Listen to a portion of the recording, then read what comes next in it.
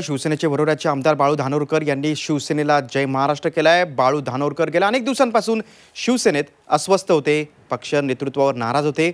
अखेर त्यांनी आमदारकीचा राजीनामा दिलाय, शिवाय शिवसेनेच्या सदस्यपदाचाही राजीनामा दिलाय। बाळू धानोरकर चंद्रपूर लोकसभा मतदारसंघातून काँग्रेसच्या तिकिटावर लढण्यासाठी इच्छुक होते, पण काँग्रेसचा उमेदवार अजूनही निश्चित झाला नाही। त्यामुळे धानोरकर यांनी अपक्ष म्हणून उमेदवारी अर्ज दाखल करण्याचा निर्णय घेतलाय। आमचे प्रतिनिधी दीपक भातुसे यांनी बाळू धानोरकरांशी केलेली बातचीत पाहूया। चंद्रपूर जिल्ह्यातील शिवसेनेचे आमदार बाळू धानोरकर यांनी आपल्या आमदारकीचा त्याचबरोबर शिवसेना पक्षातील पदांचाही राजीनामा दिलेला आहे। बाळू धानोरकर आपल्यासोबत आहेत। धानोरकर साहेब, कुठल्या पदांचा राजीनामा दिला आणि काय याच्या मागचं कारण आहे? मी शिवसेनेमध्ये मागील 22 वर्षापासून कार्यरत आहे।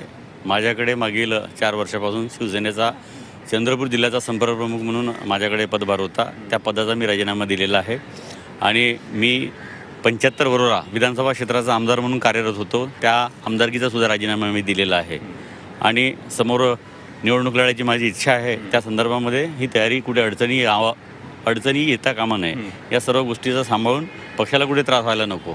कारण भाजप सेनेची युती असल्यामुळे मी जर एखादी निवडणूक लढायला गेलो आणि जर मी आमदार असेल तर पक्षावरती विनाकारण शिंतोडे उडायचा प्रश्न उपस्थित होतो। त्याच्यामुळे मी राजीनामा दिला। चर्चा आहे तुम्ही काँग्रेसच्या संपर्कात आणि काँग्रेसकडनं तुम्हाला चंद्रपूर लोकसभेची उमेदवारी हवी आहे?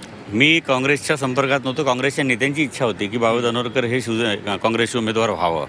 त्या संदर्भात अजूनही कुठल्या पद्धतीचा कुठली स्टेप अजून झालेली नाही, परंतु मी तयारी केलेली आहे मानसिकता की मला लोकसभा लढायची आहे। जर काँग्रेसकडनं उमेदवारी मिळाल्यानंतर काय मग तुम्ही कशा पद्धतीने लढणार? नाही, काँग्रेसकडून अजूनपर्यंत काँग्रेसची मला मागे ऑफर होती त्यांची ते माझ्या संपर्कात होते, परंतु अजूनपर्यंत कुठली बोलणी झालेली नाही। त्याच्यामुळे मी अपक्षसुद्धा लढेल। अशी चर्चा आहे की राहुल गांधींनी तुम्हाला दिल्लीला बोलवलेलं आहे त्या 2-3 दिवसात आणि त्या संदर्भात चर्चा दिल्लीत होणार आहे? नाही, अजून तरी काही असं काही नाही। जर काँग्रेसकडनं मिळाले नाही तर अपक्ष म्हणून बाळू धानोरकर निघण्यात उतरतील? नाही, काँग्रेसकडूनचा विषय नाही। बाळू धानोरकर निवडणूक लढणार लोकसभेचा हा विषय नक्की। धन्यवाद। बाळू धानोरकरांनी आपल्या सर्व पदांचा राजीनामा दिला, आता निवडणुकीच्या रिंगणात ते उतरणार आहेत। प्रश्न आहे तो ते काँग्रेसकडनं उभे राहणार की अपक्ष? कारण काँग्रेसने अद्यापही त्यांना हिरवा कंदील दिलेला नाही आहे, परंतु अजूनही काँग्रेस कदाचित त्यांच्याशी चर्चा करून त्यांचं नाव लोकसभेसाठी अंतिम करू शकतं। दीपक भातुसे, झी 24 तास, मुंबई।